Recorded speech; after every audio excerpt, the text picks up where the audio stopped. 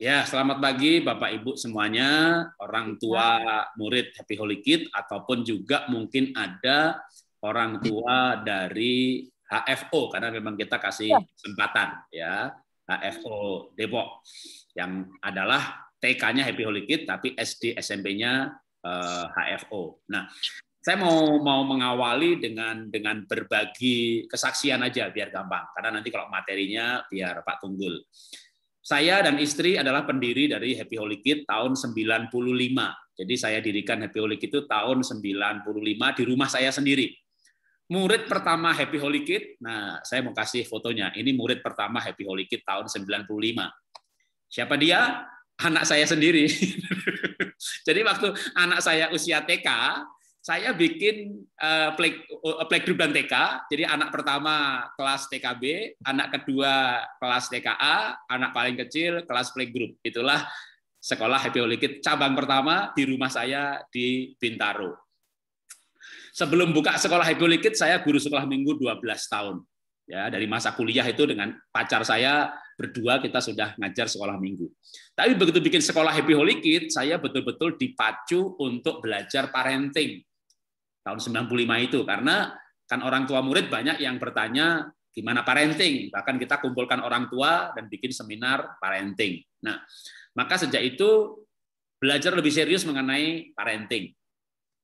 Salah satunya adalah bagaimana mengasuh anak dengan gaya pengasuhan yang tepat. Bagaimana memotivasi anak dengan kalimat yang tepat. Nantinya bagaimana menjuruskan anak ke jurusan yang tepat. Karena milenial ini nggak boleh coba-coba. Kalau coba-coba ya akan berhasil, tapi nggak akan maksimal. Tapi kalau dari awal, cara belajarnya tepat, motivasinya tepat, milih jurusannya tepat, begitu lulus pekerjaannya pun tepat. Nah, mereka akan maksimal. Contohnya, saya kasih kesaksian ya. Jadi saya belajar seperti ini udah tahun 95-an Bapak Ibu. Ya, Bapak Ibu sekarang ya nggak apa-apa kan anaknya baru lahir sekarang.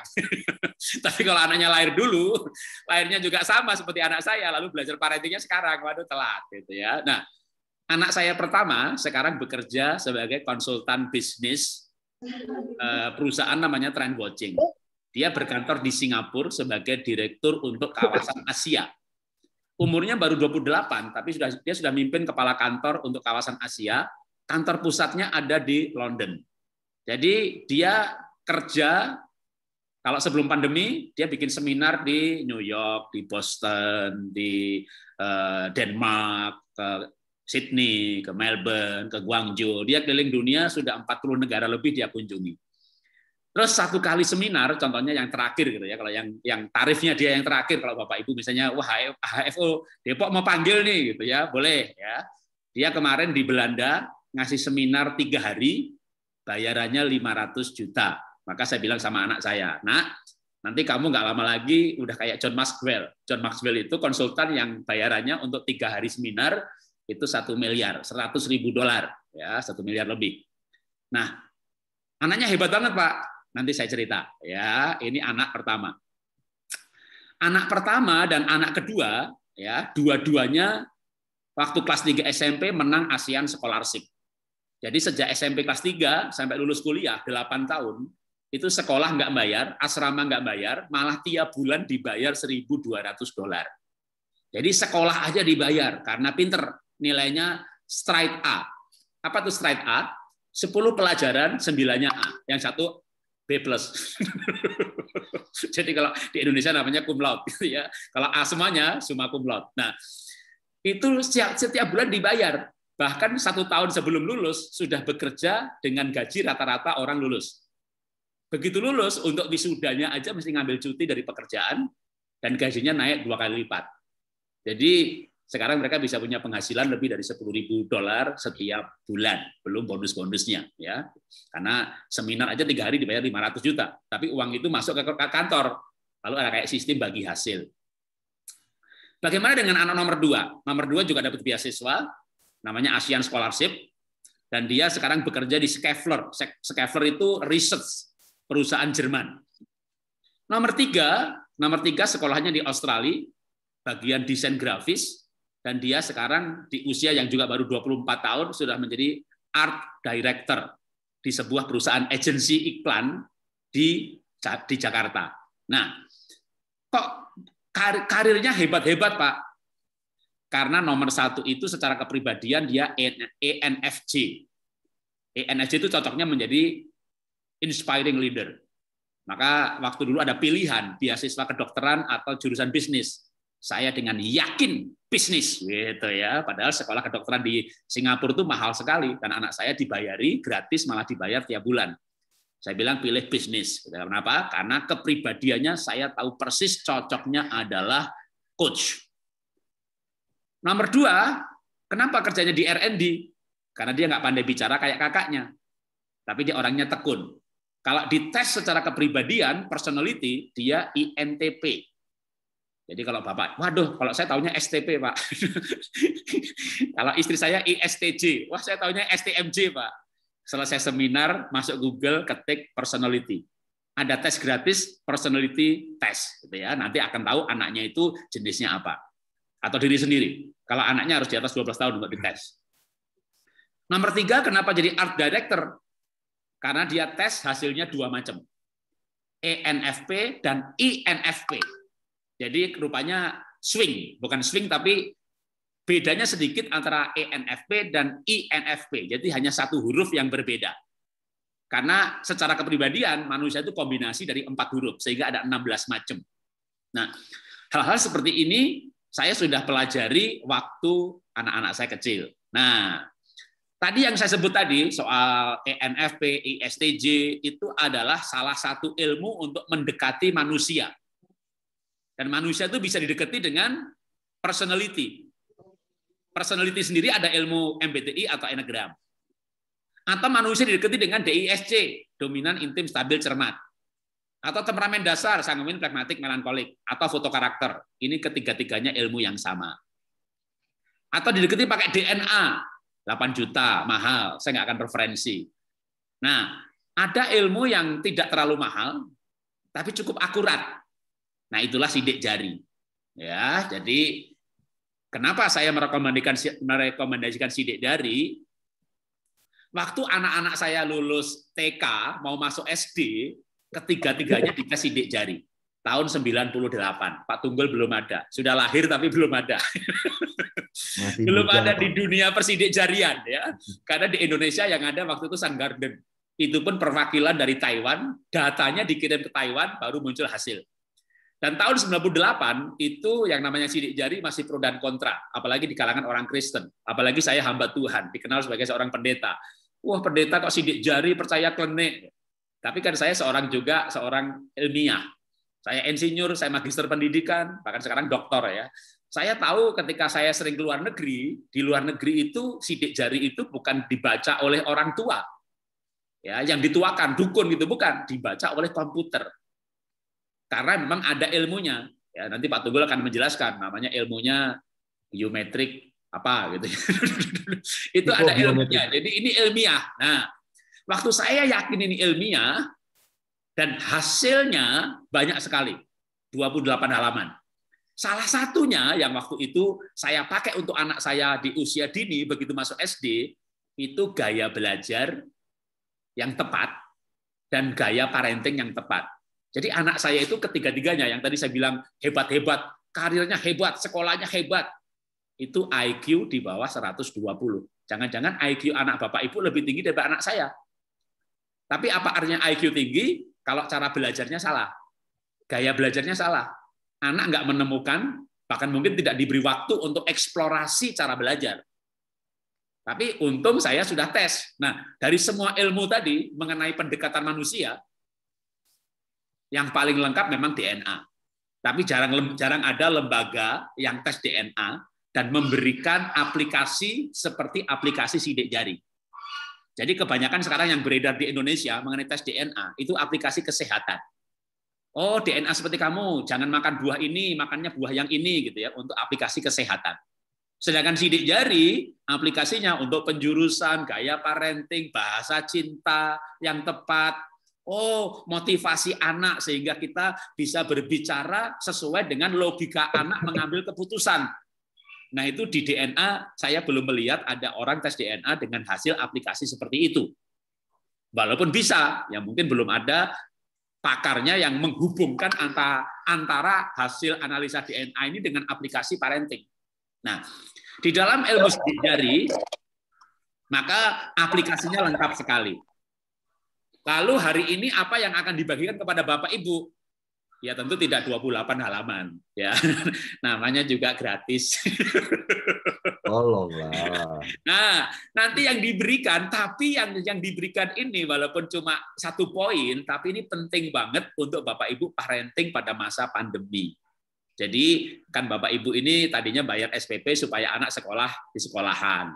Tiba-tiba anak sekolah di rumah, mendampingi belajar, ditanya anak-anak. Artinya Bapak Ibu sekarang ini harus melakukan pengasuhan lebih intensif daripada masa-masa sebelumnya. Bapak Ibu harus berbicara kepada anak, memotivasi, nyuruh belajar supaya rajin, lebih daripada waktu sebelumnya. Nah, yang dibutuhkan, yang mendesak dan penting banget adalah untuk mengetahui anak kita itu jenis otaknya yang bagaimana. Apa kognitif, apa afektif, apa kontra, apa lagi, supaya kalau kita tahu, oh anak saya itu ternyata cara mengambil keputusannya, motivasi dasarnya tuh ini. Kalau begitu saya ngomongnya begini, gitu ya. Makanya kenapa anak saya pintar-pintar rajin belajar? Karena kalau anak saya 3, saya nyuruh belajar itu kepada anak yang otaknya untung, sama yang otaknya seneng, sama yang otaknya prinsip, kalimatnya beda-beda. Anak, ayo semuanya belajar, masuk kamar, nggak begitu. Nyuruh anak saya supaya punya cita-cita, kalimatnya beda. Kalau kamu jadi ini, itu menyenangkan sekali loh.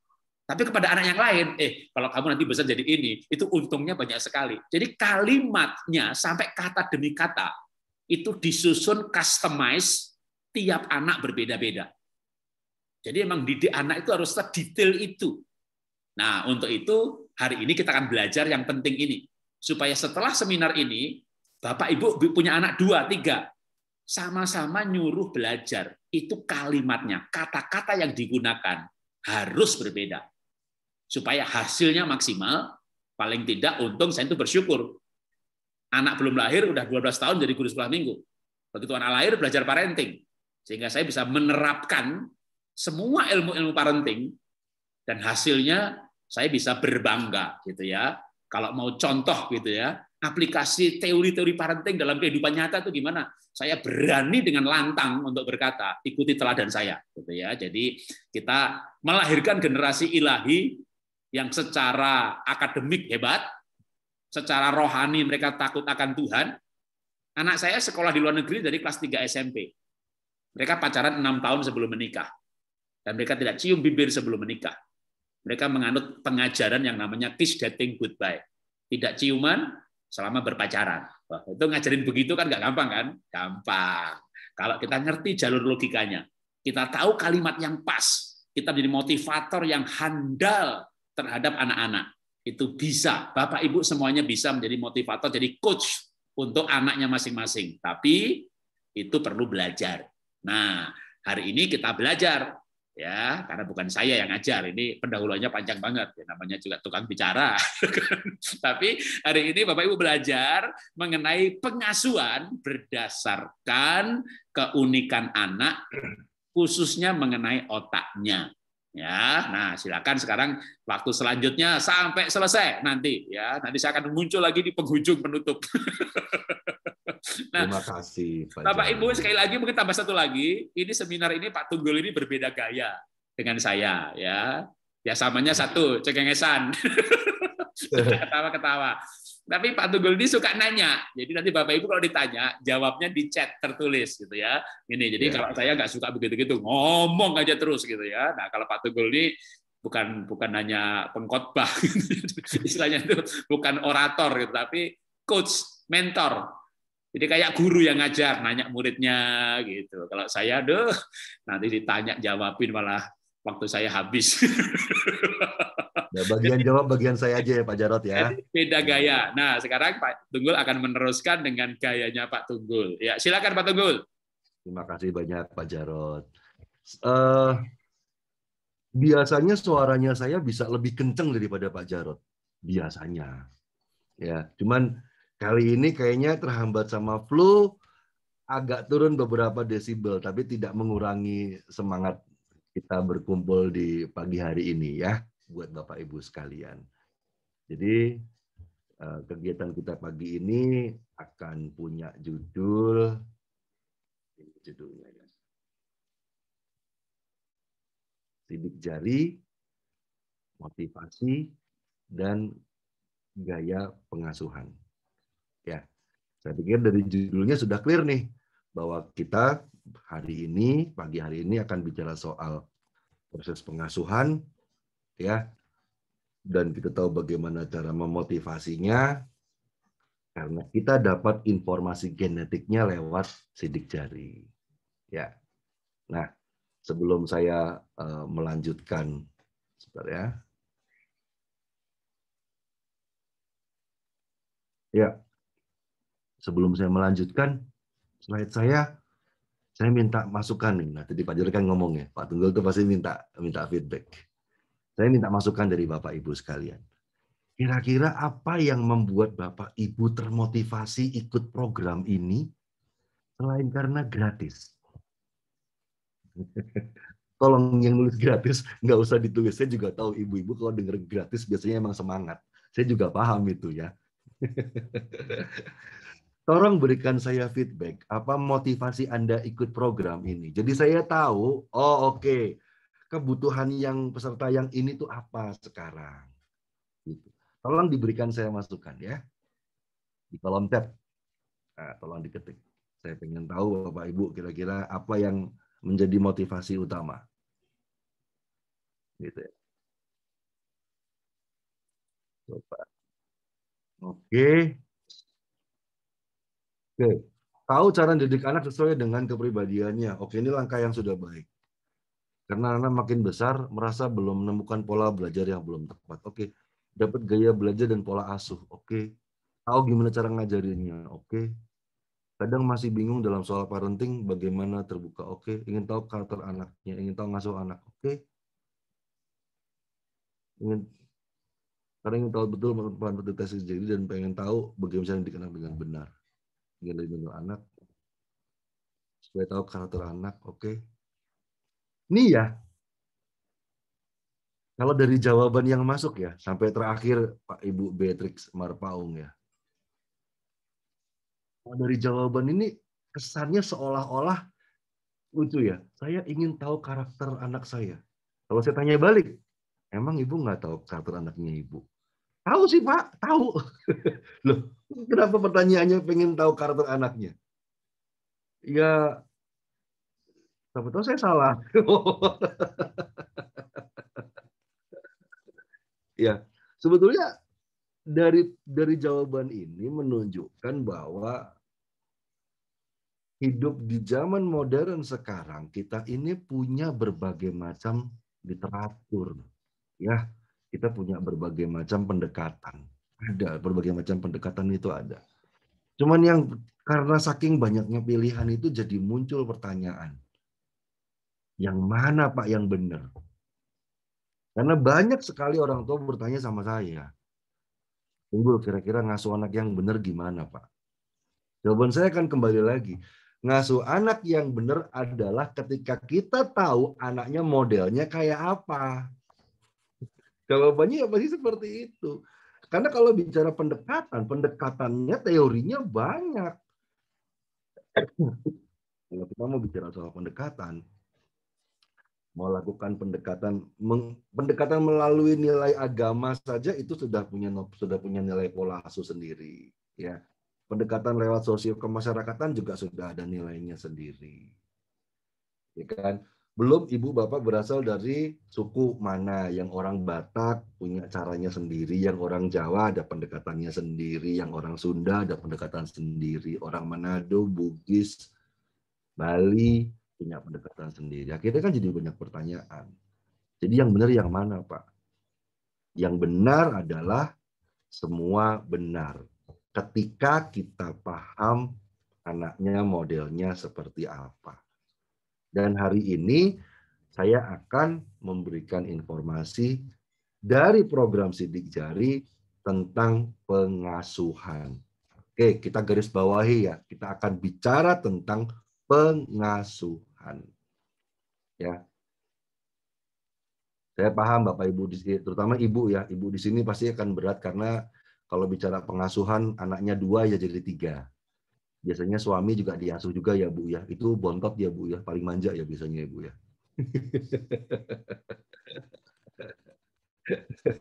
Ya, ngasuh bapaknya. Itu yang rada luar biasa itu ya. Oke, saya lanjutkan share screen-nya. Ya, sebelum saya berpanjang lebar, mohon izin saya memperkenalkan diri saya terlebih dahulu. Nama saya Tunggul Herbawono. Ya, kalau dari nama ini mungkin ya Bapak Ibu tahu ya, kalau dengar nama Tunggul pertama mungkin disangkanya dari Sumatera Utara ya. Cuman begitu kesininya, oh ternyata orang Jawa. Begitu dengar ngomong saya, oh ya medok ini ngomongnya kayak Pak Jarod. Ya, saya Tunggul Herbawono. Saya seorang praktisi teknologi psikobiometrik sidik jari. Saya seorang praktisi teknologi psikobiometrik sidik jari. Pengalaman sudah 11 tahun di keilmuan potensi genetik. Kalau jam terbang sudah 17.000 klien. 125 sekolah dan 30 korporasi. Kalau konseling 17.000 orang, Pak Jarod males tuh. Padahal Pak Jarod dulu udah 20.000 ya Pak ya. Tunggu saya Pak sampai 20.000 Pak, nanti saya males Pak. Kayak Bapak. Ya, maaf. Pengalaman total di industri sudah sekitar 15 tahun. Dan saya juga saya pernah tergabung di tim pelatih keselamatan berkendara otomotif grup Kompas Gramedia. Jadi lewat sidik jari kita mau coba baca behavior-nya orang ketika nyetir. Itu bisa. Itu pernah ada proyek seperti itu dulu. Ya. Jadi kira-kira dengan pengalaman 11 tahun, mudah-mudahan bisa banyak memberikan masukan, sharing ilmu yang baik buat Ibu dan Bapak, terutama tentang pengasuhan ya. Gitu. Oke. Baik. Jadi saya garis bawahi ya Bapak Ibu ya. Jadi kita siang hari ini, pagi hari ini bicara tentang pengasuhan. Jadi ketika saya mengajak Ibu dan Bapak tentang pengasuhan, ya, saya mau ngajak Ibu Bapak bicara soal pengasuhan, maka akan ada 4 hal yang saya bahas. Ada 4 hal yang akan saya bahas seputar tentang proses mengasuh. Oke? Jadi yang pertama adalah nanti tujuannya, yang kedua potensi kekeliruannya, yang ketiga peran pengasuhan, yang keempat adalah motivasi. Oke, saya akan mulai dari proses yang pertama tentang tujuan mengasuh. Kembali Ibu Bapak, saya minta masukan Ibu dan Bapak, kira-kira kalau saya bicara soal mengasuh, kira-kira tujuan mengasuh itu apa? Mohon sampaikan kepada saya. Saya pengen dapat masukan. Semua masukannya Ibu Bapak akan kita rangkum. Jadi tidak ada masukan yang salah. Karena saya yakin setiap orang tua pasti ingin kebaikan untuk putra-putrinya. Oke. Tujuan mengasuh adalah satu, ketemu potensinya. Oke. Membangun bonding yang baik. Wah, bagus itu bahasa keren. Ada bonding. Oke. Bisa kasih masukan lagi saya? Oke, membangun potensi anak. Ibu yang di atas menemukan potensi anak, yang ibu Indonesia membangun potensi anak. Cuman ganti temu sama bangun ya, Bu.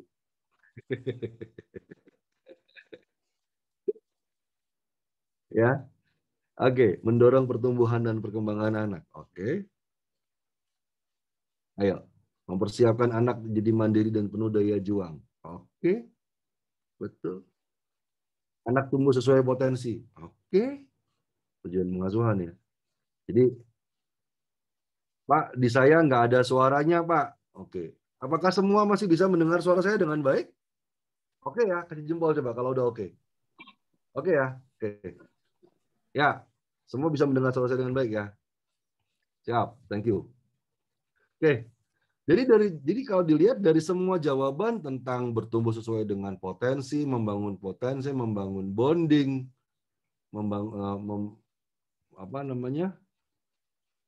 mempersiapkan anak agar supaya lebih mandiri,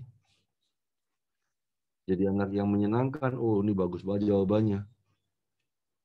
Oke, semua jawaban tidak salah. Saya minta izin untuk merangkum menjadi 3 hal yang sederhana agar supaya Anda paham tentang pengasuhan. Oke, jadi tujuan mengasuh itu ada 3. 3. 1, tujuan mengasuh adalah pembiasaan. Saya ulangi ya, tujuan pengasuhan yang pertama adalah pembiasaan. Pembiasaan itu apa sih Pak Tunggul? Pembiasaan itu adalah membangun kebiasaan seorang anak secara teratur agar supaya terbentuk pola hidup yang baik. Namanya pembiasaan. Ya. Pembiasaan adalah membentuk pola hidup yang teratur agar supaya tercipta hidup yang baik. Jadi Anda ngasuh itu kan ngajarin anak mandi, makan pada jamnya, pada ininya. Itu agar supaya ada pola yang terbentuk di situ. Karena kebiasaan yang dilakukan. Kebiasaan yang terus-menerus itu namanya pembiasaan.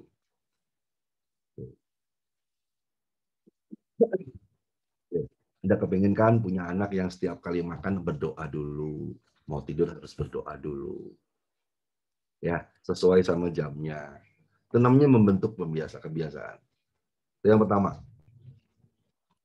Tujuan mengasuh yang kedua, ini yang kadang-kadang orang lupa.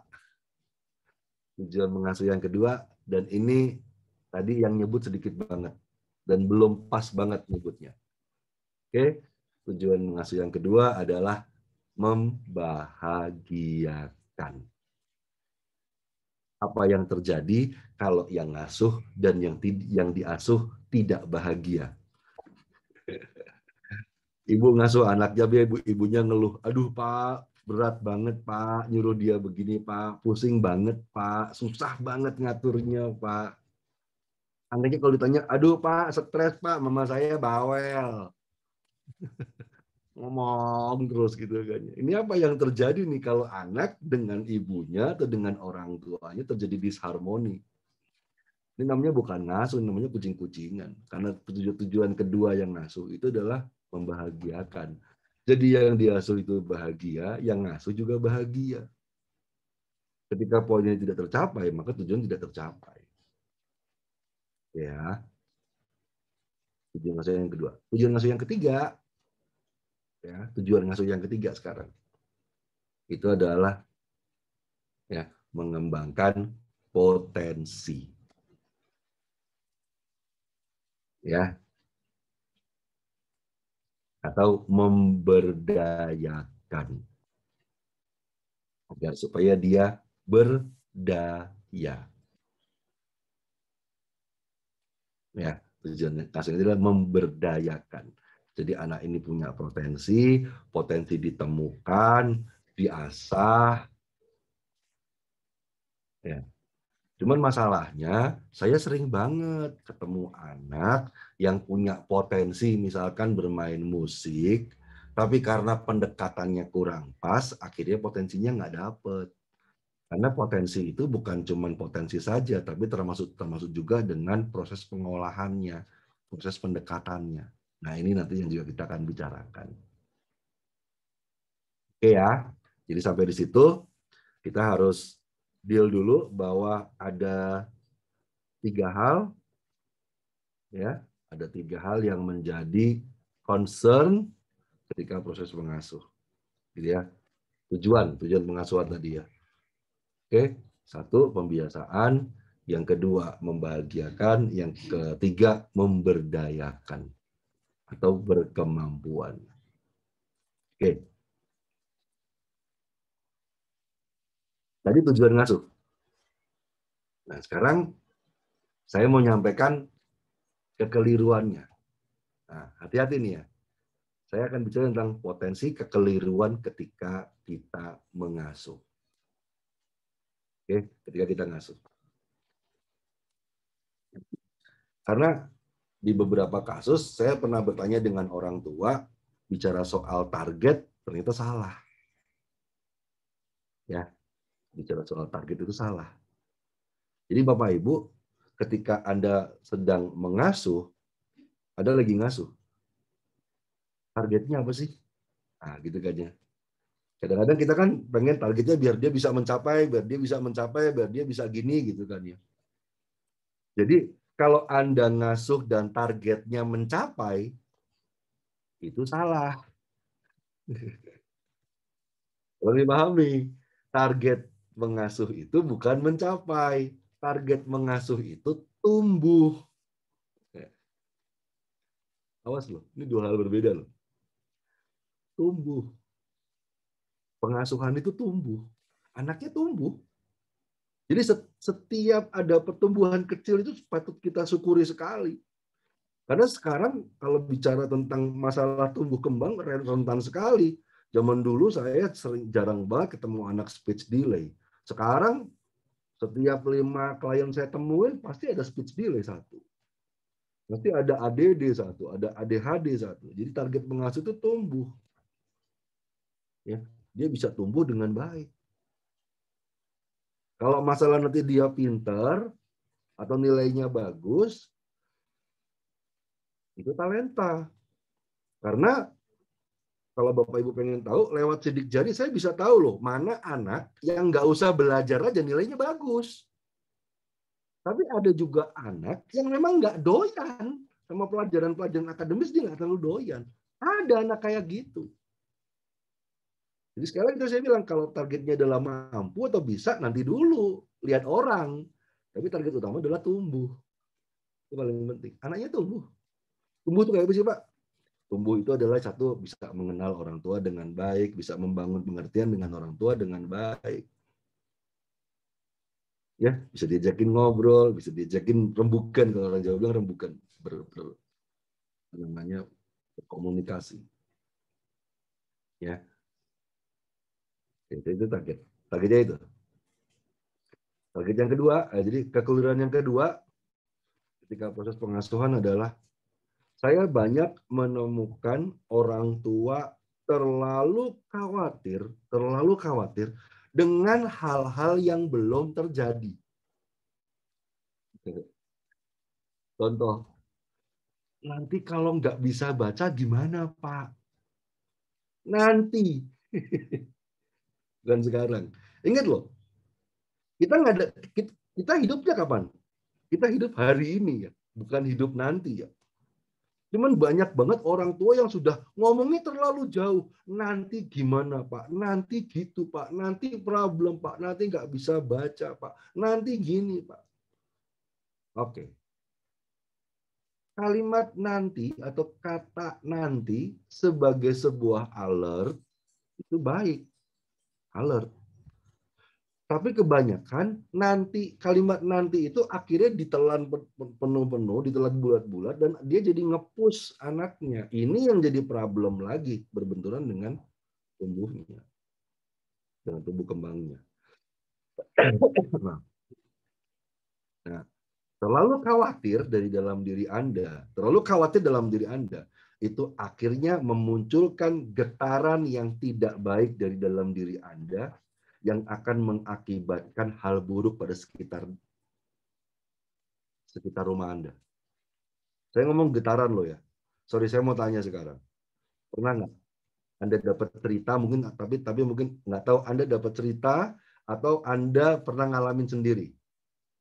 Bapak, Ibu sedang perang mulut berdua, sedang kelahi berdua, terus tiba-tiba anaknya panas. Anaknya sakit. Anda pernah ya dengar kayak gitu ya? Atau mungkin Anda pernah ngalamin sendiri ya? Lucu kan? Anda yang berantem, anaknya yang sakit. Itu namanya getaran. Nah, lalu khawatir juga memberikan getaran yang buruk sama anak. Akhirnya kekhawatiran kita benar-benar terjadi. Benar-benar nggak bisa baca tuh anak. Benar-benar nggak bisa jalan tuh anak. Jadi mulai hari ini saya ngajak Ibu dan Bapak untuk mengurangi kekhawatiran. Karena ingat, target dari ngasuh adalah tumbuh. Ya, dasarnya itu dulu. Oke. Berarti sekarang permasalahannya adalah, Pak, ketika mengasuh, ada peran-peran yang harus bisa dilakukan oleh orang tua. Setuju ya? Ketika mengasuh ada peranan yang harus bisa dilakukan oleh orang tua. Ya, ada peran. Oke, ada peran yang bisa dilakukan oleh masing-masing orang tua. Nah, peranan itu ada 4. Gitu ya. Peran itu ada 4. Jadi Anda harus bisa berperan sebagai apa, Anda bisa berperan sebagai apa, harus bisa berperan sebagai apa, dan yang terakhir sebagai apa lagi. Ada 4 peranan yang Anda bisa lakukan ketika mengasuh. Peran pertama yang harus Anda bisa lakukan ketika mengasuh adalah peran sebagai seorang bos atau sebagai seorang atasan. Karena kadang-kadang saya bingung ketika misalkan ada ada orang tua yang mau ikut program ini, terus kemudian orang tuanya ngomong, Pak, anaknya nggak mau, Pak. Oke, anaknya nggak mau, Pak. Saya ngerti maksud sebagai orang tua, Anda nggak mau memaksakan, betul. Tapi mohon maaf Bapak Ibu, sebagai orang tua, Anda juga harus punya otoritas terhadap anak-anak Anda. Anda harus bisa jadi orang yang didengar. Ya. Dan kadang-kadang memang perlu dipaksa. Karena seorang bos harus bisa menjalankan peranan dia sebagai seorang atasan. You like or dislike, I am your boss. I am your dad. I am your mother. Jadi otoritas Anda sebagai orang tua harus tetap terjaga. Penting itu. Ya, penting. Jadi kalau pun jadi orang tua udah nggak ada wibawanya di depan anak, tunggu saja, tinggal tunggu waktu itu, Anda selesai nanti. Ya, pertama itu. Tapi di sisi lain, jadi orang tua harus bisa jadi temannya dia. Benar kan? Ini paradoks sekali. Paradoks itu berkebalikan ya. Berkebalikan. Jadi satu sisi tadi ada jadi bosnya, sisi lain Anda jadi temannya. Jadi temannya berarti adalah jadi orang yang nggak akan marah sama anaknya apapun dia cerita. Nggak. Dia nggak marah. Oke. Anda pasti mau nanya yang lebih ekstrim. Anak saya terlibat narkoba, Pak. Tuh saya nggak marah, Pak. Ya iyalah, ngapain marah? Nggak ada solusinya. Oke, anak saya terlibat narkoba. Baik, kamu harus direhabilitasi. Baik, problemnya apa? Ininya apa? Kita jadi teman di situ. Kita beresin masalahnya. Ngomel, nggak ada gunanya. Marahnya Anda tuh cuman karena Anda tuh malu sama tetangga, sama keluarga. Itu aja, itu nggak penting kan? Sebetulnya kan. Nggak ada pentingnya. Ya, ini contoh aja. Ya kan? Tentu ya, Anda punya otoritas sebagai seorang atasan. Yang kedua, Anda bisa jadi temannya dia. Apapun yang dia ceritakan nggak perlu marah. Sehingga anaknya akan bercerita apapun. Dan kita bisa dapat solusinya. Yang ketiga, Anda harus bisa jadi fasilitatornya dia. Fasilitator artinya menjadi orang yang memenuhi semua kebutuhannya dia buat tumbuh. Oke? Seperti Pak Jarod memfasilitasi pertemuan kita hari ini. Ya. Yang keempat, Anda jadi supporternya dia. Jadi fansnya dia. Jadi pemujanya dia. Ya. Berarti kan yang sudah Anda lakukan di sini kan?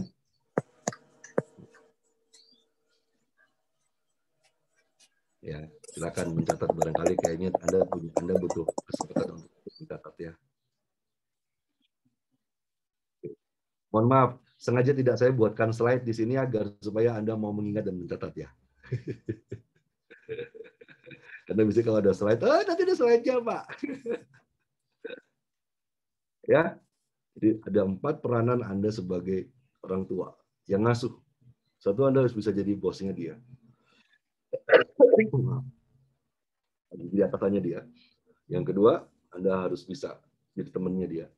Yang ketiga, Anda jadi fasilitatornya mereka. Yang keempat, Anda jadi fansnya mereka. Ya, jadi supporternya mereka. Ini 4 peranan yang orang tua bisa jalani ketika ngasuh. Dan peranan ini akan berganti-ganti. Hari ini Anda jadi bosnya mereka, besok Anda jadi temannya mereka, besok lagi jadi bosnya lagi, besoknya lagi jadi fasilitatornya, terus gantian. 4 peranan ini. Ya, jangan cuma jadi orang tua yang bisa jadi bos doang loh ya. Sebel juga tuh anak gitu kan, yang mah gue nyebelin banget, nyuruh-nyuruh doang. Ya, Anda harus bisa mainin 4 peranan ini. Nah, kalau sekarang sudah tahu apa peranan yang harus dijalankan, nah yang berikutnya Anda sekarang dituntut paham bagaimana caranya membuat anak itu mau menuruti kalimat Anda, mau mendengarkan Anda, mau belajar. Nah, itu baru yang namanya motivasi. Ya, namanya motivasi.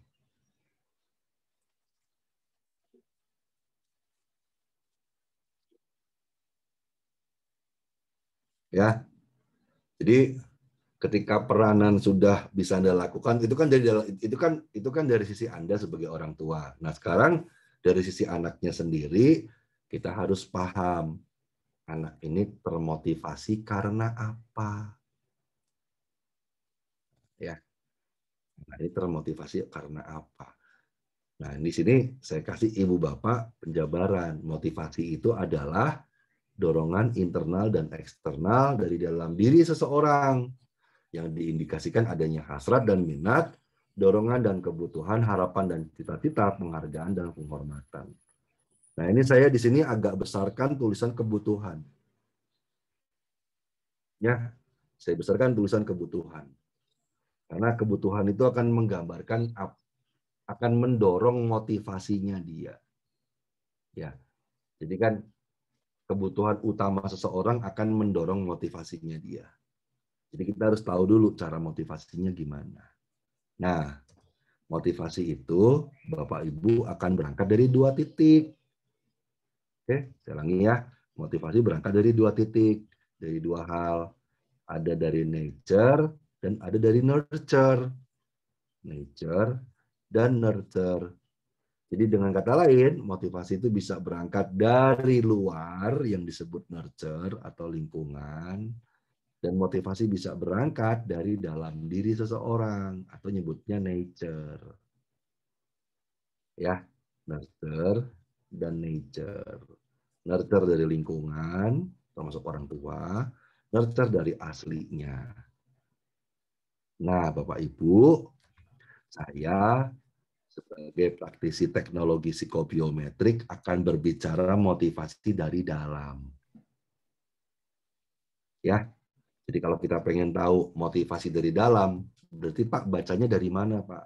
Motivasi seseorang itu bisa dibaca dari kerja otaknya.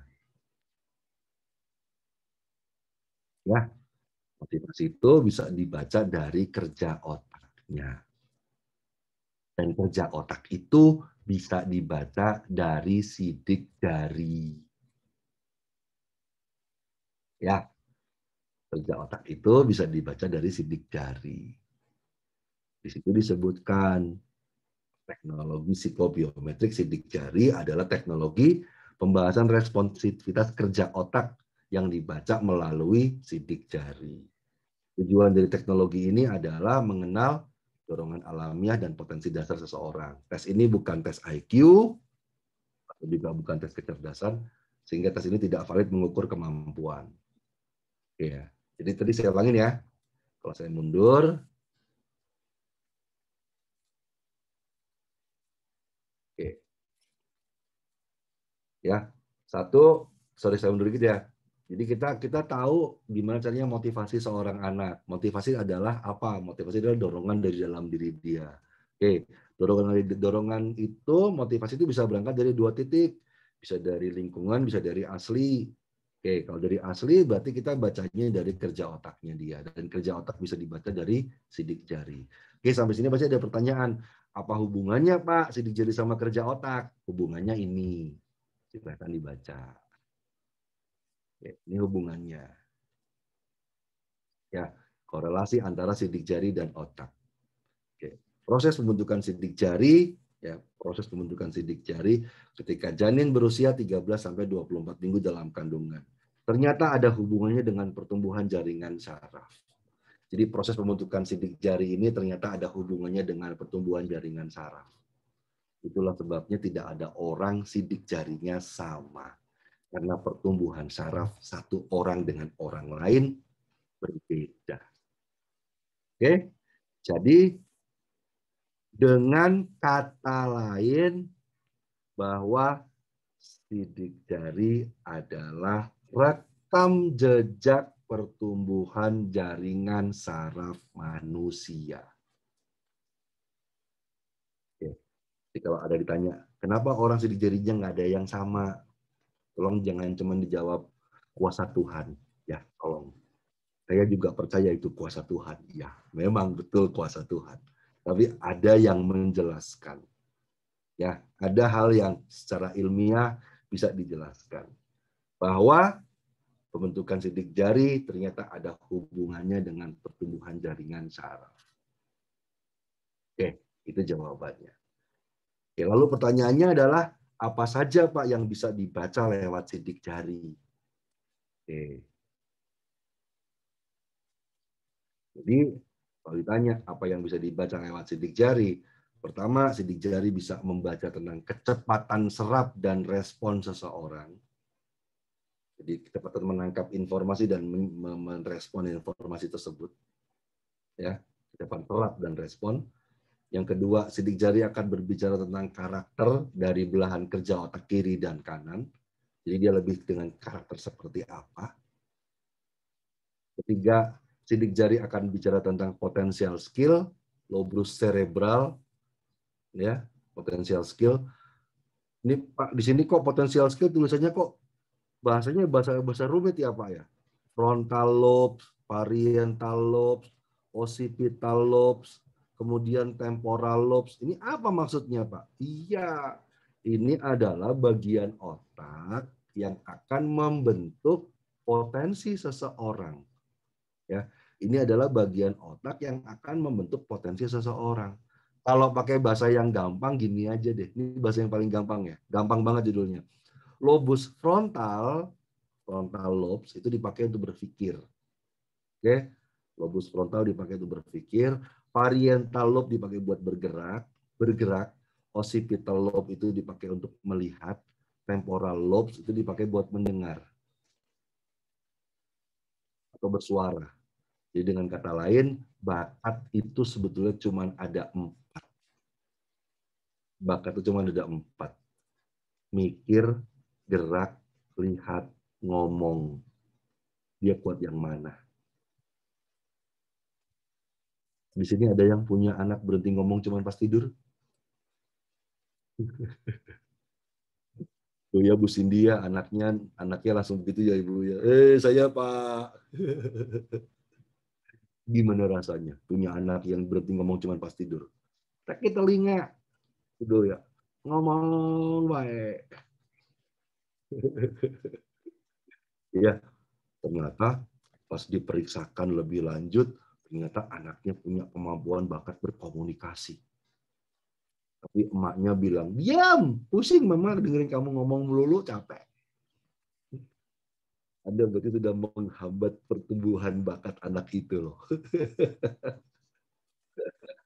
Makanya kita harus tahu dulu ya. Kalau emang ini bakatnya dia ya harus salurkan. Gitu ya, harus disalurkan itu. Tapi kalau nggak disalurkan yang ngeganggu akhirnya, Andanya jadi terganggu akhirnya. Ya, oke. Jadi saya ulangin ya, Bapak Ibu, bahwa lobus tadi, ya lobus tadi ini bicara soal potensi skill. Nah, yang di atas ini namanya Ryan Brain Basic Need Motivation. Ini yang kita akan bahas. Bahwa sidik jari bisa memahami apa yang menjadi motivasi seseorang. Ya, motivasi seseorang. Jadi dia bisa membaca motivasi ya. Oke. Ini namanya motivasi. Oke, Bapak Ibu di sini kalau dibaca barangkali buat yang cukup masih awam melihatnya, waduh ini bahasanya bahasa aneh lagi nih. Ya, memang bahasanya agak bahasa aneh. Cuman kalau saya jelaskan jadi lebih gampang nanti. Oke, tiga bagian otak ini akan menggambarkan tentang motif perilaku seseorang. Ya, akan menggambarkan motif perilaku seseorang.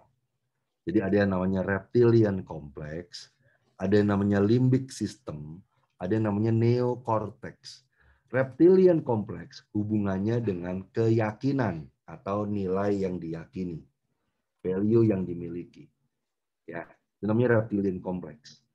Limbic system hubungannya dengan perasaan. Oke, limbic system hubungannya dengan perasaan. Neocortex hubungannya dengan nalar. Oke, saya ulangi ya. Reptilian kompleks hubungannya dengan keyakinan. Limbic system hubungannya dengan perasaan. Neocortex hubungannya dengan logika atau nalar atau pemikiran. Jadi, Bapak Ibu, dengan kata lain, manusia itu punya tiga-tiganya. Oke, manusia punya tiga-tiganya ya. Manusia punya keyakinan, setuju? Ya, punya keyakinan. Yang kedua, manusia punya perasaan. Oke. Yang ketiga, manusia punya akal. Oke. Ada tiga-tiganya. Atau barangkali di sini ada yang nggak punya perasaan? Ayo, tunjuk jari. Saya Pak nggak punya perasaan, Pak. Saya Pak nggak punya perasaan kalau suami saya pulang malam, Pak, dan tidak bilang dulu sama saya. Keluar tanduk saya, Pak. Ya. Jadi sekali lagi intinya manusia punya tiga-tiganya itu dia punya. Tiga-tiganya dia ada. Saya kasih contoh yang paling sederhana lah. Ya, saya kasih contoh paling sederhana. Ada 3 anak jadi dokter dan sudah jadi dokter. Ketika saya tanya, jawabnya bisa berbeda-beda. Oke, kamu mau jadi dokter kenapa? Alasan dia sederhana. Gue jadi dokter karena ingin nolong orang lain, karena dulu mama saya nggak ketolong, terus waktu sakit. Boleh nggak punya alasan kayak gitu? Masa nggak boleh? Boleh ya? Oke. Orang kedua saya tanya, kamu mau jadi dokter alasannya apa? Duitnya banyak om. Oh, oke, boleh, boleh. Kenapa nggak boleh gitu kan? Jadi dokter uangnya banyak. Oke, fine. Nggak salah kok. Alasan kayak gitu kok. Yang ketiga saya tanya, kalau kamu jadi dokter alasannya apa? Pak ibu saya dokter, om tante saya dokter, pak de bude saya dokter, kakek ibu nenek saya dokter. Saya tinggal di klinik, tiap hari ngelihat orang tua saya lagi nanganin pasien. Dan menurut saya, profesi paling baik itu jadi dokter. Salah nggak dia alasan kayak gitu? Nggak ada yang salah. Nggak ada yang salah. Yang salah adalah kalau kita nggak tahu anak ini motivasinya apa. Ya, oke. Dia motivasinya apa. Jadi, kalau saya kembali ke sini lagi, kita harus tahu dulu nih. Anak ini lebih banyak dipengaruhi oleh faktor perasaannya kah, limbic system, atau faktor neokorteksnya kah, atau nalarnya, atau reptilian kompleksnya. Ya, hubungannya dengan faktor belief-nya dia. Nah, Bapak Ibu, Anda kan sudah dapat ini nih, ya. Anda sudah dapat apa hasil reportnya ini. Nah, sekarang Anda siapin reportnya, kita mau bahas. Ya, kita mau bahas ini. Jadi di report ini nanti akan ada 2 hal yang kita bahas. 2 hal. Yang pertama namanya visi. Oke, visi. Di sini cukup jelas nih, orientasi kebutuhan utama diri Anda adalah. Jadi visi itu menggambarkan apa yang menjadi kebutuhan utama dia. Ya. Visi menggambarkan tentang apa yang menjadi kebutuhan utamanya dia. Itu visi. Nah, kalau strategi adalah cara dia menjalankan visinya dia. Oke, caranya dia untuk mendapatkan apa yang dia mau. Itu namanya strategi. Nah, saya mau ngajak Ibu dan Bapak untuk diskusi yang visi dulu. Ya, tolong Anda lihat di sini. Ya, Anda lihat di sini. Ini ada tulisan feeling di sini ya. Nah, ada. Ini kalau yang warna merah-merah ini nih hasilnya. Ini feeling nih hasilnya, kognitif nih hasilnya. Jadi feeling kognitif gitu bacanya nanti. Ya. Nah, sekarang tapi saya mau tanya, siapa di sini Bapak Ibu yang tulisannya feeling? Di sini tulisannya feeling. Siapa coba? Tolong Anda ketik di kolom komentar. Saya pengen tahu siapa yang tulisannya feeling. Oke, Ethan, Ibu Erin, Mas Salomo, wih banyak. Beatrix, Adinda, Endra, Gerardo, oke, Ibu Tiur. Oke. Ya, kalau di lembar itu tadi tulisannya feeling, maka motivasi yang hubungannya dengan kebutuhan dalam diri dia itu tadi, ya, motivasi dari dalam dia, dari dalam diri dia itu tadi, itu lebih banyak dipengaruhi oleh faktor limbik. Feeling itu lebih banyak dipengaruhi oleh faktor limbik. Limbik artinya perasaan.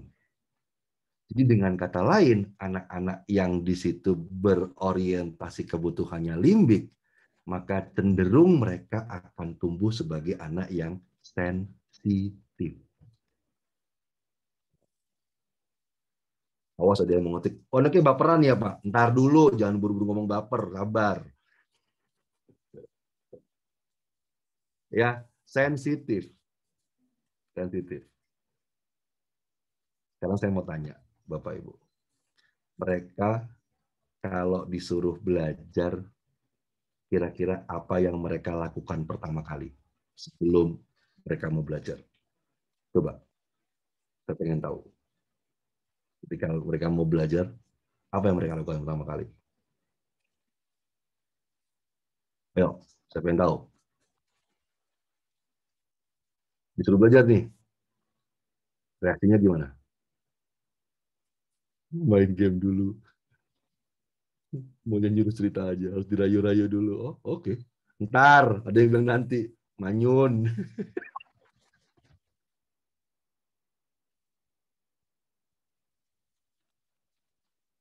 Nih, saya kasih tahu ya. Kenapa mereka kayak gitu ya? Saya kasih tahu ya, kenapa mereka kayak gitu ya? Anda harus tahu ya. Ini anak yang model begini ketika disuruh belajar, yang dilakukan pertama kali itu adalah ngelihat muka orang yang nyuruh dia belajar. Kalau mukanya udah keburu kagak enak, ya ogah disuruh belajar juga. Ya, udah tahu anaknya sensitif. Emaknya nyuruh belajarnya gini, awas lu, belajar kagak, ntar lalu jelek. Ih, males amat gue punya emak begitu kali ya. Ingat loh, Anda berhadapan dengan orang sensitif loh. Ya, di setiap sesi konsultasi saya mengatakan kebutuhan belajar anak limbik adalah rasa aman. Kebutuhan belajar dia adalah rasa aman. Ya, kebutuhan rasa aman. Jadi, ini anak kalau bisa ngomong, Mak, saya pengen belajar, Mak. Tapi kalau saya nggak bisa, jangan diomelin ya, Mak. Itu.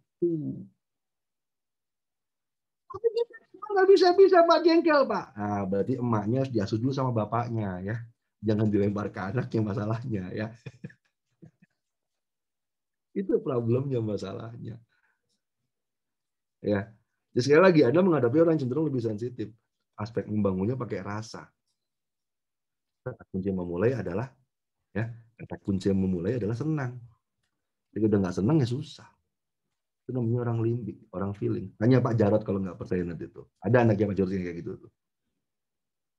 Ya, ada tuh Pak Jarod, dan Pak Jarod berhasil memanipulate kata karena faktor feel-nya tinggi. Ya, oke. Yang kedua, ya. Karena yang kedua, siapa yang di sini tulisannya thinking? Gini, tulisannya thinking.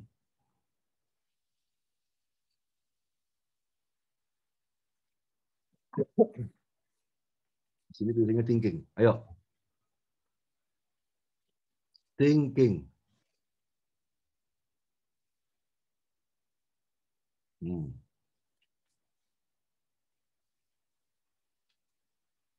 Thinking. Ada Belona, ada Mary, ada Johanna, Sandria, Elisa, Vanda, Cika. Oke. Ibu Einstein, Ibu Basyuya, Kenzo. Oke. Thinking itu berarti relate dengan neocortex.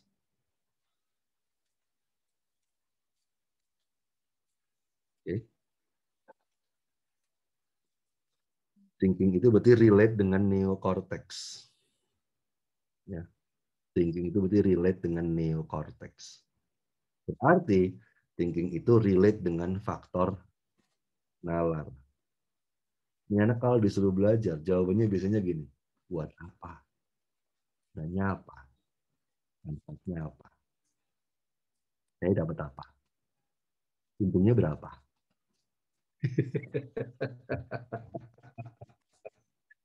Kira-kira nggak ada gunanya ogah.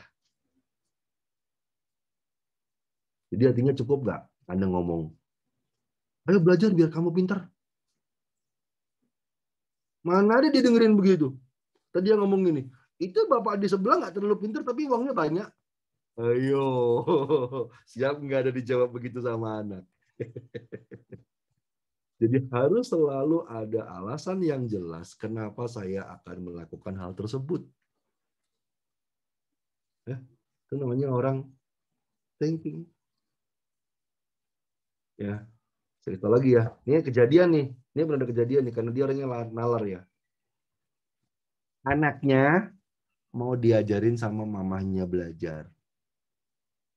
Terus anaknya nanya, Mama sebelum ngajarin aku boleh nggak? Aku minta tolong lihat rapotnya Mama. Kenapa? Aku cuma mau memastikan yang ngajarin aku pinter. Siap digituin sama anak. Habis ini Anda semua pasti akan simpan rapot Anda baik-baik ya.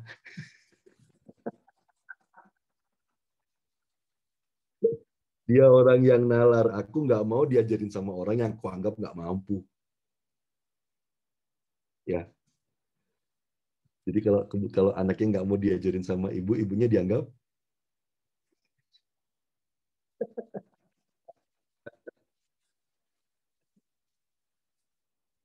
ya, karena Anda berhadapan dengan orang yang cenderung nalar. Apa gunanya, apa manfaatnya, apa tujuannya, apa untungnya. Penting tuh. Ya. Oke. Nah, yang ketiga, sekarang balik lagi ya.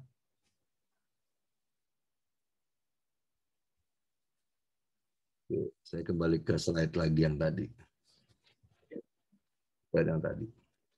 Yang di sini tulisannya sensing.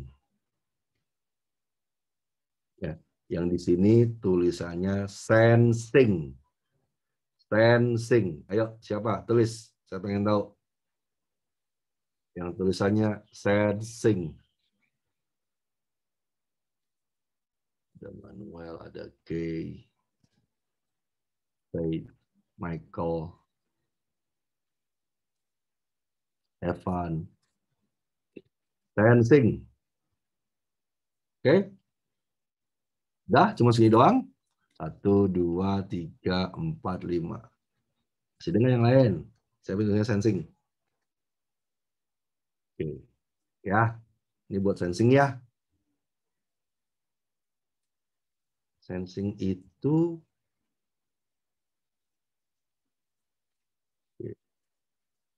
Jadi Bapak Ibu kalau dilihat di diagram yang tadi ya, di sini, oke, feeling itu kan terkait dengan limbik, sementara thinking terkait dengan neocortex. Nah, yang jadi masalah adalah sensing itu bukan reptilian kompleks, bukan. Saya ulangi ya, limbik kan hubungannya dengan feeling, neocortex kan hubungannya dengan thinking. Nah, sensing itu bukan reptilian kompleks. Jadi gimana? Ada orang tua yang pernah ngomong dulu tuh, waduh kalau sensing berarti nggak ada otaknya ya Pak ya? Ada otaknya, tenang aja, nggak usah khawatir. Ada. Ya. Jadi kalau sensing itu gimana Pak? Sensing itu adalah kombinasi antara neokorteks dan limbik. Sensing itu adalah kombinasi antara neokorteks dan limbik. Sensing itu adalah kombinasi antara logika dan perasaan, alias ribet.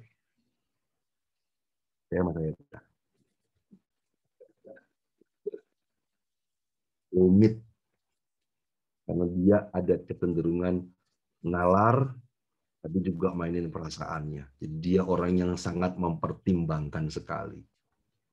Orang-orang seperti ini kalau disuruh buru-buru susah, karena saya harus pikirkan terlebih dahulu tepatnya kayak gimana, pasnya kayak gimana.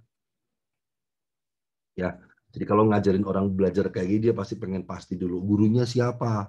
Lulusan Harvard bukan. Nanti belajarnya berapa lama? Ininya gimana? Tuh.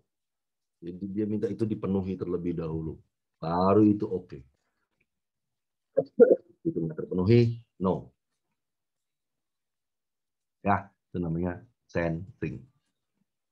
Nah, terakhir ada yang namanya insting.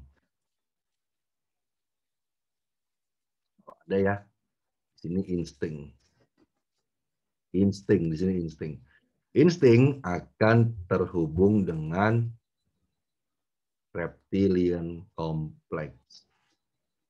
Oke, insting akan terhubung dengan reptilian complex. Berarti orang-orang yang cenderung menggunakan insting adalah orang-orang yang cenderung menggunakan apa yang dia yakini dan instingnya dia. Jadi orang-orang kayak gini kecenderungannya tidak mudah dipengaruhi oleh orang lain. Gitu ya. Kecenderungannya tidak mudah dipengaruhi oleh orang lain. Lempeng. Orang ngomong apa gue bodo amat, nggak mau gue pikirin gitu. Cuek-cuek aja dia. Kalau yang punya kecenderungan polanya insting. Ya, Bapak Ibu, itu tadi adalah motivasi dasarnya. Apa yang secara paling dasar menggerakkan mereka. Nah, kemudian di situ juga ada di lembar yang berikutnya ya. Oke, lembar berikutnya yang bawah nih, strategi atau cara. Nah, kalau kita udah ngomongin cara, di situ isinya kan macam-macam, banyak. Ya.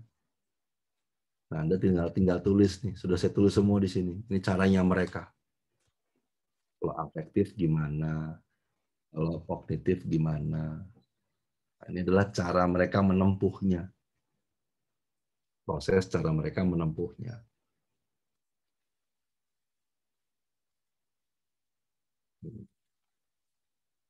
Ya, tinggal disesuaikan saja ya sama hasilnya masing-masing ya.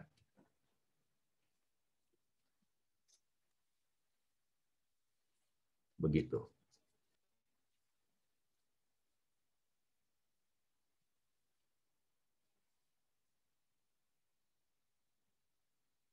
Jadi strategi adalah cara mereka mendapatkan apa yang mereka mau.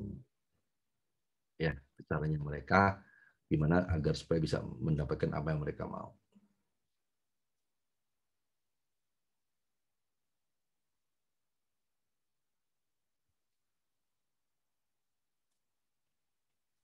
Oke, ada yang nanya, Pak, saya pernah dengar kata intuiting itu ada atau tidak? Ada.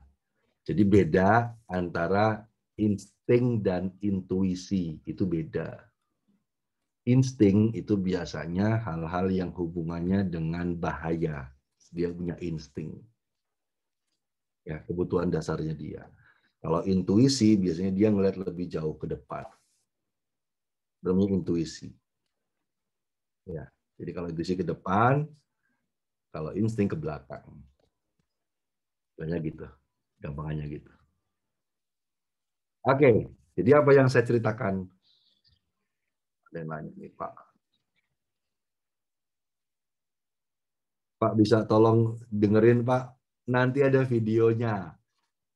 Minta tolong ya, saya sedang agak sakit ini, lagi agak flu. Kalau suruh ngulangin. Ya. Kalau insting kebutuhannya di mana, Pak? Di limbik, neokortex, reptilian. Insting di reptilian. Ya, insting di reptilian kompleks. Insting di reptilian kompleks. Perilaku orang-orang reptilian kompleks itu dipengaruhi oleh value atau nilai yang tertanam dalam diri dia. Ya, tertanam dalam diri dia.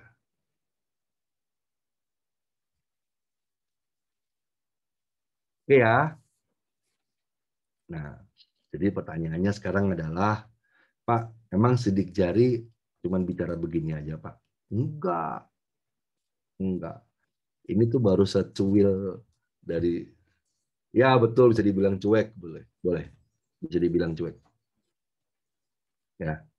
Jadi ini sebenarnya baru secuil yang bisa disajikan lewat sidik jari.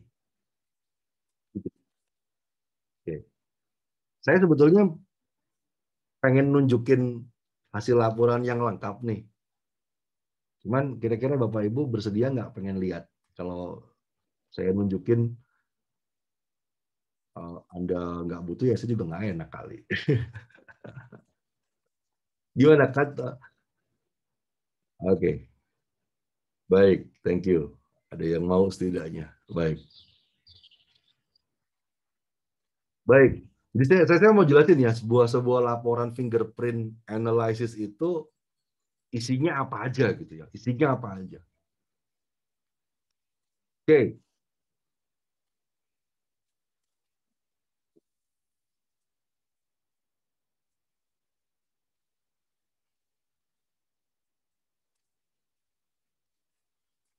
ya Bapak Ibu, ini adalah contoh report ya dari fingerprint analysis.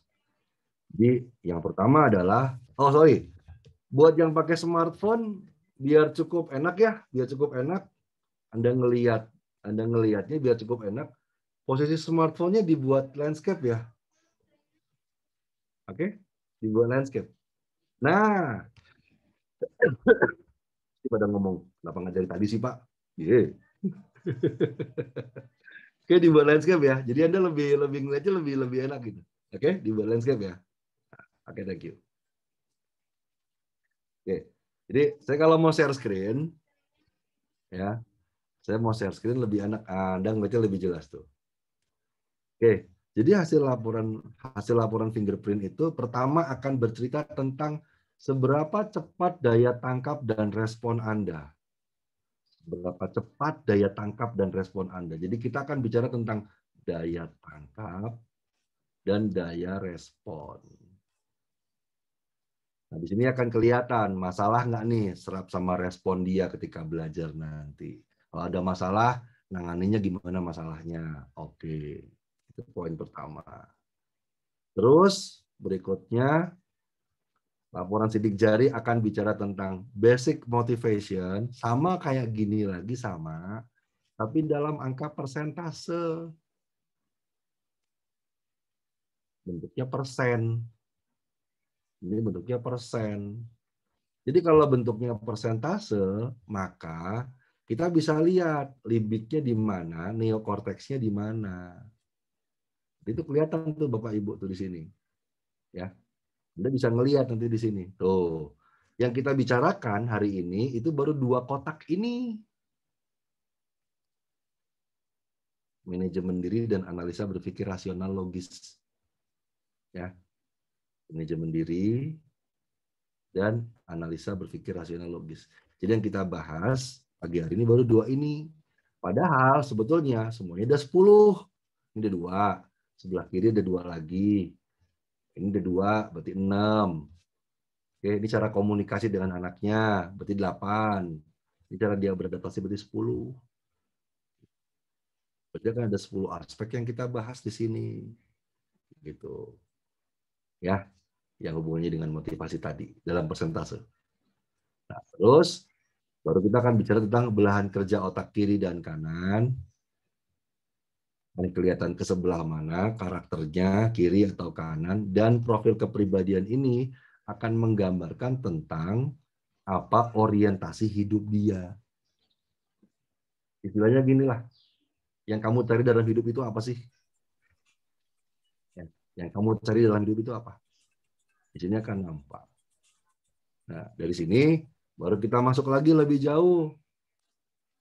Dia seorang introvert atau ekstrovert, menerima informasi, fakta, atau opini, mengambil keputusannya objektif atau subjektif, bertindaknya terencana atau fleksibel. Nah, setelah dapat semua informasi itu, baru nanti kita rangkum anak ini, ya, anak ini bahasa cintanya apa? Pernah dengar bahasa cinta, Ibu Bapak? Love language. Bahasa cinta itu love language. Love language itu bahasa cinta, ya. Sama aja dong. Ya, jadi kita pengen tahu anak ini lebih enak didekati pakai kalimat, kata-kata, atau sentuhan, atau hadiah, atau minta waktu ada lebih banyak, atau minta lebih dilayani. Tuh. Jadi dia akan bicara sampai sejauh itu. Sampai love language. Ya, oke, itu yang kedua, itu yang bicara soal karakter. Nah, terus sidik jari akan bicara tentang mekanisme belajar. Mekanisme belajar, jadi kita pengen tahu anak ini lebih efektif belajar dengan cara apa? Visual, auditory, atau kinestetik. Gaya berpikirnya deduktif atau induktif. Ya, terus dilihat lagi kestabilan belajarnya baik nggak? Karena kalau kestabilan belajarnya nggak baik, kemudian disuruh masuk sekolah yang kejar-kejaran akademis, biasanya akan keteteran. Ya. Nah, kemudian masih di proses belajar, kita mau lihat lagi, kalau dia lagi belajar, dia berhenti lebih banyak di mana waktunya. Jadi kita mau lihat hambatan belajar dia apa. Terus kita mau lihat lagi seberapa kuat semangat belajar dia. Ya, ini semangat belajar dia. Kalau warna kuning banyak, berarti banyak hambatannya. Apa yang kita lakukan. Terus cara ngajarin dia gimana per subjek. Ada mentoring, ada supervision, ada instruksional, ini subjek pelajarannya. So, komplit ya, soal belajar. Nah, jadi di sini kita bisa menentukan kira-kira tipe sekolah apa yang cocok untuk anak kayak gini, pasnya kayak apa. Nah, baru kita bicara soal bakat.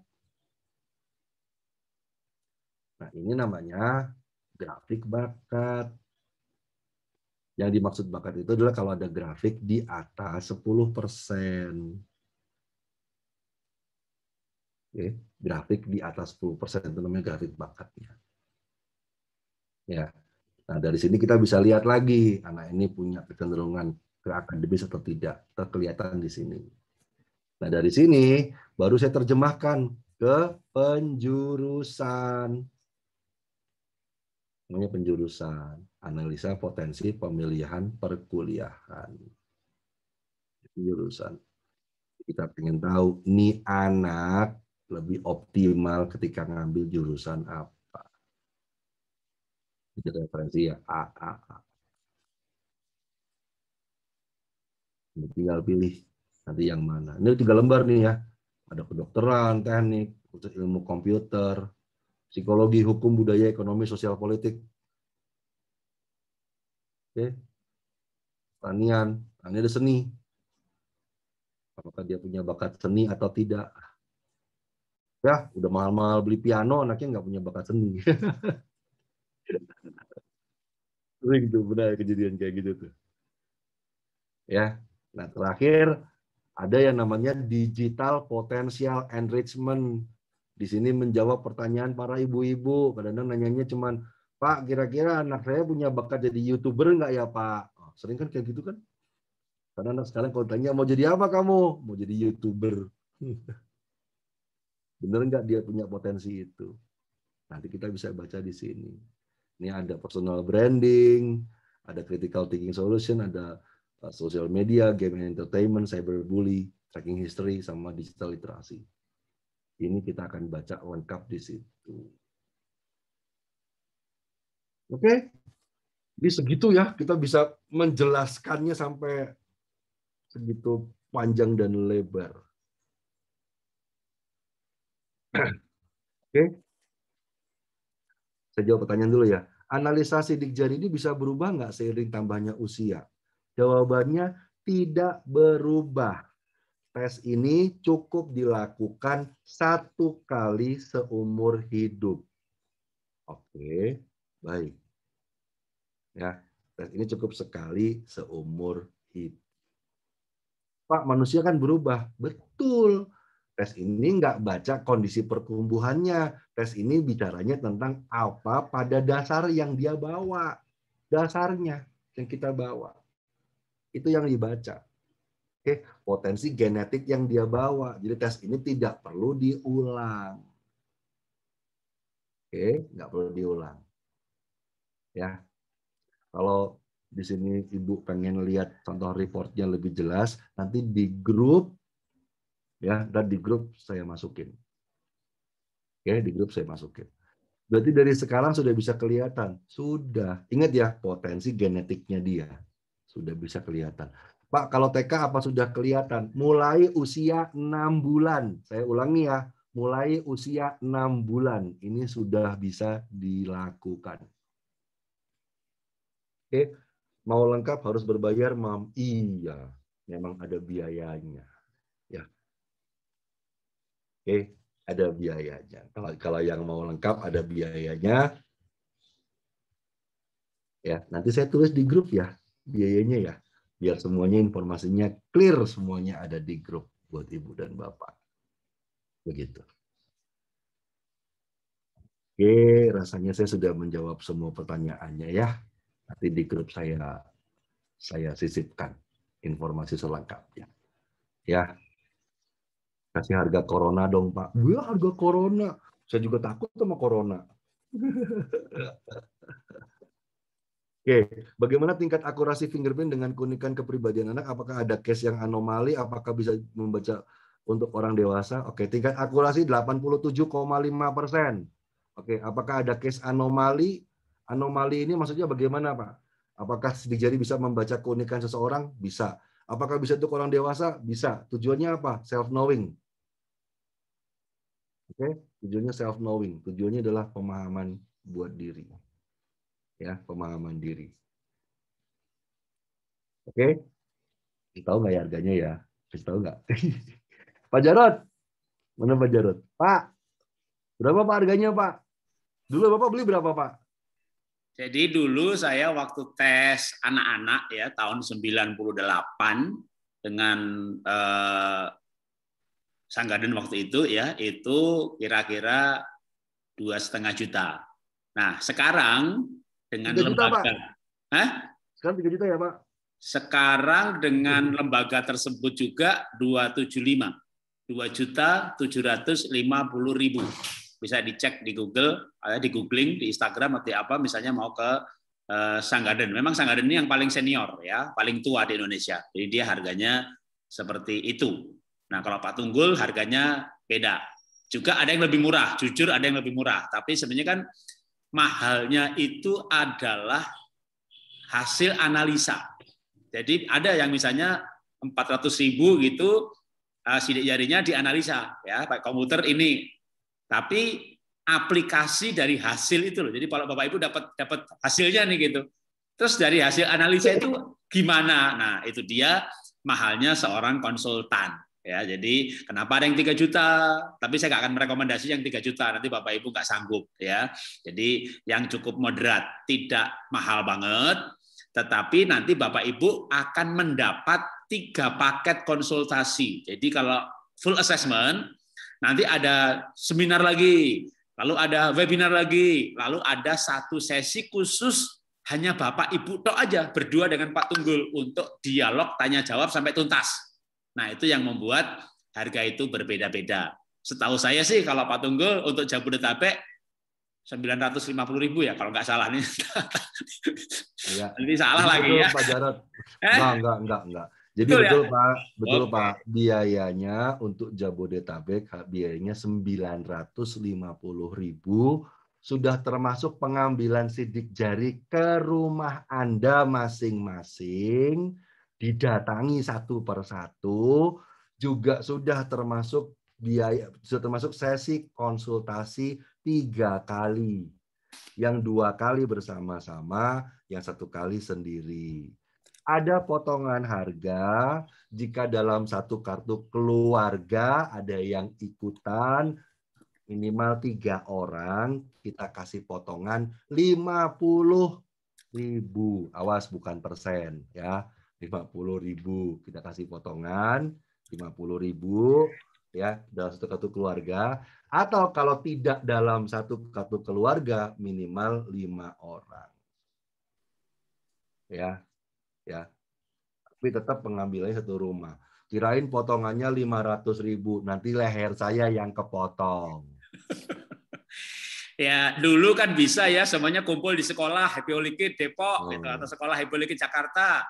Tentu bisa lebih murah karena stafnya Pak Tunggul nggak harus ke sana kemari. Ini Bapak Ibu yang 1 di Depok, 1 di Bintaro, 1 di Bekasi, didatangi satu-satu. Nah, itu kan Pak, maka ini ada tim saya loh Pak, tim saya. Hari ini kalau ngomong jadwal, itu ada yang sampai Penjaringan Jakarta Utara, ada yang sampai Jonggol Pak. Dikerjain banget sama Happy Holikid, serius. Beneran, ini mah luar biasa. Nah, buat rombongan yang ini, kalau mau, silahkan daftar. Saya akan layani tanggal 1 dan 2. Saya ulangi ya, tanggal 1 dan 2 Mei. Ya, akhir pekan tuh. 1, 2 Mei. Ya, datangi rumah. Tolong ya, jauh. Ya. Nah, nanti yang mau daftar, Anda lihat di mana namanya? Di grup. Nanti di grup saya silent dulu. Jadi saya tulis yang mau daftar, ini kontak numbernya. Saya akan kasih juga ini contoh laporan. Ya, tanggal 1, tanggal 2 akan saya layani. Jadi kalau masih tanya, Pak, kenapa biayanya mahal, Pak? Konsulnya sama saya. Saya yang bikin mahal. Tolong hargai jam terbang. sama saya juga boleh tambah 1 sesi. Nah, tuh sama Pak Jarod. Berapa Pak? Sama Bapak? 2,5 juta, 2 jam. Lebih serem lagi. Kan dokter, Pak. Oh, ya, dokter. S3. Mahal lagi tuh. Suami istri, nanti saya sama istri nangani berdua. Oh. 1 orang 2,5 jam boleh. Ya, tapi ya memang ada biayanya ya. Kan kalau mau murah gini, sekolahnya panggil saya untuk webinar. Nanti kan sekolahnya bayar persembahan kasih ya. Kalau sekolah Happy Holikid sendiri kan kita istilahnya melayani gitu ya. Tapi kalau pribadi kan lain ceritanya. Tapi kalau Bapak Ibu misalnya kompori aja gurunya, tuh panggil Pak Jarod gitu ya. Nanti kepala sekolah yang ngomong sama istri saya, pasti gampang, Bu, kan saya bayar franchise itu. Lihat datanya, belum. Kalau udah bayar franchise, gratis kita dipanggil ya. Kita bikin seminar, lalu ada tanya jawab, itu ya gratis ya. Kalau gereja ya persembahan kasih aja. Saya kalau pelayanan itu nggak pakai tarif ya. Jadi gereja mau ngasih berapa? Mau 500.000, mau 200.000, mau 10 juta, terserah. Tapi kalau Anda meminta saya, berarti itu sebuah sesi konsultasi gitu ya. Nah, kalau teman-teman saya para coach aja, motivator kayak James Gui yang lain-lain itu kan kita satu level ya. Saya sama-sama di penasehat saya di para motivator dan coach itu penasehat. Mereka per 2 jam itu 25 juta. Lah anak saya aja 100 juta lebih, makanya kalau 3 hari malah 500 juta. Kalah bapaknya. Nah, Makanya udah kalah ya. Di kalah Indonesia ini kayak BCA, Universal, Unilever, itu udah panggil anak saya. Per jamnya 60 juta. 1 jam, nggak 2 jam. Saya 2 jam loh. Jadi bapaknya 2 jam, 2,5 juta itu murah banget. Tapi kalau enggak ya nanti daripada sama saya terus wah mahal, sama Pak Tunggul aja lah tuh 3 jam, 3 kali ditambah sidik jari tambah analisa ya. Jadi disamperin ke rumah loh Pak, disamperin ke rumah loh Pak, datangi ke rumah loh Pak. Staf saya suruh ke rumah ngambil sidik jari. Ini ada yang nanya juga nih Kak, ada yang nanya lagi, ada yang nanya selain yang ikut webinar ini berlaku nggak? Berlaku, boleh silahkan, berlaku sama.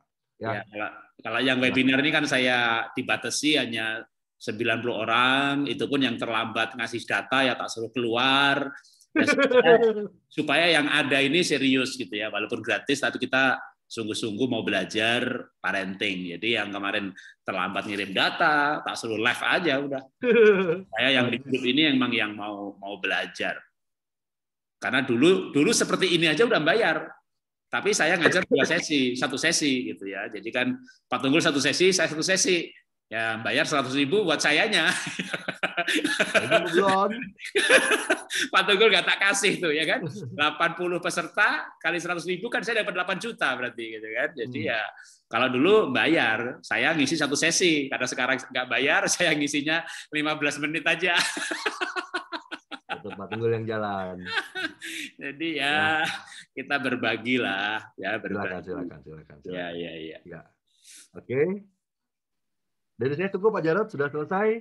Ya. Mungkin itu Bapak silakan Pak. Oke, jadi Bapak Ibu, itulah kita sesi hari ini ya. Dan kita akan selesaikan dengan cepat karena jam 10.30 kita dengan HHK grup 2, malah grup 2 ini grup 3 duluan, nanti 10.30 kita dengan grup 2. Jadi apa yang kita sampaikan ini sebagian dari ilmu parenting. Memang didik anak itu enggak gampang, tapi kalau kita mau belajar pasti bisa lah. Kalau dulu anak saya malah bukan tes sidik jari aja. Adamko bikin pelatihan 3 hari 8 juta, saya ikutkan. Ya memang saya punya berkat gitu ya, tapi ketika anak saya ikut motivasi camp seperti itu yang memang harganya mahal, tapi ya memang ada harga, ada barang. Jadi anak saya berubah luar biasa. Lalu dengan modul-modul yang saya ikuti gitu ya, sidik jari ikut, camp motivasi ikut. Lalu hasilnya apa? Nah, hasilnya anak saya kan jadi motivasinya kuat sekali. Lalu dapat beasiswa. Beasiswa sekolah di Singapura itu nilai beasiswanya setahun itu 600 juta. Nah, kan 8 tahun. 8 tahun kali 600 juta berapa itu? 4 miliar, 1 anak, 2 anak. jadi kalau saya lebih baik menghemat HP yang mahal dijual aja ganti yang sederhana, tapi anaknya ikut assessment. Syukur nggak harus sampai jual HP gitu ya. Tapi artinya ini hal yang penting.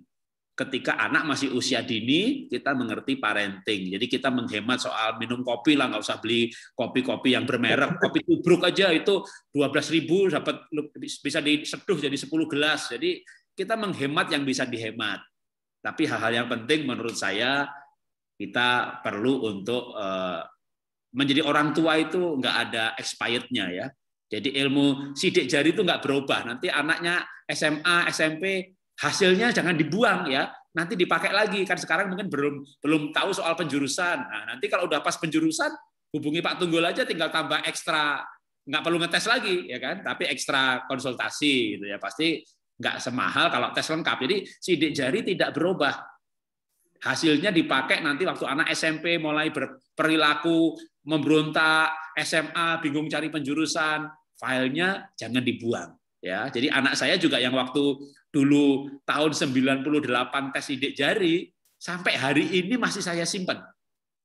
Bahkan saya dan istri Agustus tahun lalu juga tes full assessment. Jadi aplikasinya buat apa?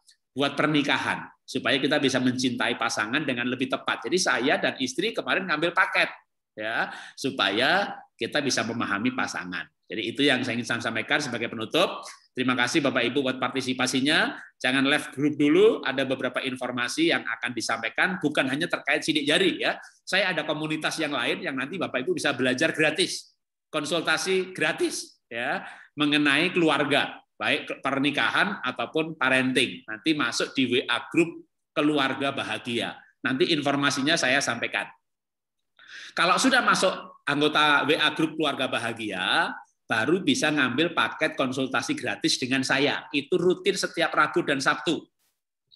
Jadi setiap Rabu dan Sabtu saya melayani konseling gitu ya. Tapi karena yang minta banyak banget, maka begitu daftar diagendakan, dapatnya bulan Mei, dapatnya bulan Juni gitu ya. Itu padahal saya sudah buka konsultasi Rabu dan Sabtu. Setiap konsultasi Rabu hanya 10 orang. 10 orang saya akan jawab selama 2 jam. Jadi 10 orang aja yang ikut, yang bertanya. Itu setiap Rabu dan Sabtu. Nah itu gratis juga ya. Jadi kalau mau yang gratis-gratis, nanti jangan left group. Saya akan kasih informasi di mana kita bisa belajar yang gratis ya. Oke, terima kasih. Tuhan memberkati.